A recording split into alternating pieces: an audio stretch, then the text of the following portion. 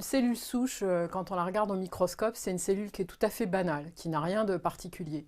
En fait, son caractère souche, il vient de deux propriétés particulières. La première, c'est sa capacité à s'auto-renouveler, c'est-à-dire en fait, chaque cellule souche peut se diviser en deux cellules filles, qui sont elles-mêmes des cellules souches, donc qui sont identiques à leur mère. Et donc chaque cellule fille peut à son tour se diviser en deux autres cellules souches.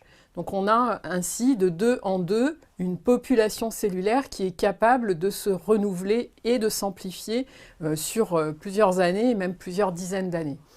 La deuxième propriété particulière des cellules souches par rapport à des cellules qui ne sont pas souches, c'est le fait que ces cellules, à un moment, peuvent recevoir un signal de l'extérieur qui vont leur indiquer qu'elles s'arrêtent de se diviser en cellules identiques, mais qu'au contraire, elles commencent à se spécialiser pour devenir une cellule d'organe, devenir une cellule cardiaque, une cellule du système nerveux central, une cellule du tube digestif, une cellule de la peau, etc.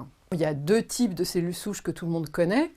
La première, c'est le jaune d'œuf. Le jaune d'œuf est une seule cellule qui, lorsqu'elle est fécondée, au bout de à peu près 3 semaines, va donner naissance à un petit poussin, c'est-à-dire un organisme complet, vivant, avec tous ses organes. La deuxième cellule souche que tout le monde connaît, c'est l'ovocyte qui vient d'être fécondé par le spermatozoïde.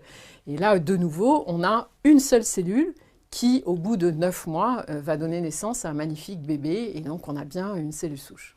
Depuis une quarantaine d'années, on sait maintenant qu'il existe d'autres types de cellules souches dans l'organisme. Et les premières à avoir été étudiées, ce sont les cellules souches de la moelle osseuse. Ces cellules souches, ce sont celles qui permettent le renouvellement du sang. En particulier, nos globules rouges sont complètement renouvelés toutes les 3 semaines grâce à ces cellules souches de la moelle osseuse, mais aussi une partie de nos globules blancs et de nos plaquettes. Et ces cellules souches sont déjà utilisées en médecine de façon courante dans certaines maladies, en particulier dans certains cancers du sang. Et puis, de façon plus récente, à peu près une dizaine d'années, on s'est aperçu qu'il y avait en fait des cellules souches dans tous les organes. Il y en a dans le cœur, il y en a dans le foie, il y en a dans le cerveau, il y en a bien sûr dans la peau qui participe au renouvellement des poils, mais aussi à la cicatrisation. Et donc chaque organe contient des cellules souches qui sont quand même des cellules spécialisées d'organes, c'est-à-dire qu'elles sont capables de renouveler les cellules de l'organe dans lequel elles sont, mais elles ne sont pas capables d'être utilisées pour renouveler un autre organe que celui dans lequel elles sont. Ce qui est intéressant aussi pour ces cellules souches dites adultes, donc qui sont présentes chez l'adulte, c'est qu'on les retrouve en fait tout au long de la vie. On les retrouve donc bien sûr pendant la vie embryonnaire, puisqu'au départ on a une seule cellule souche qui va ensuite se multiplier et se différencier, mais on les retrouve donc chez l'adulte, chez le vieillard, et même on sait depuis quelques mois maintenant que ces cellules souches persistent après la mort pendant encore quelques semaines. Donc ce sont des cellules qui sont quand même très particulières.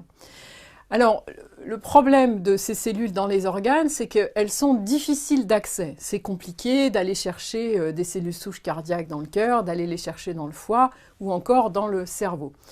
Et donc, depuis 2006, et c'est ce qui a valu à son auteur, son découvreur, le prix Nobel en 2012, le professeur Yamanaka, on a trouvé une méthode qui permet en fait, à partir de cellules non souches, et en particulier à partir de cellules de la peau, ou même de cellules qui sont contenues dans un simple échantillon d'urine, eh bien à partir de ces cellules, qui ne sont pas des cellules souches, on peut au laboratoire faire quelques manipulations relativement simples pour reprogrammer et changer le destin cellulaire de ces cellules et en refaire des cellules souches.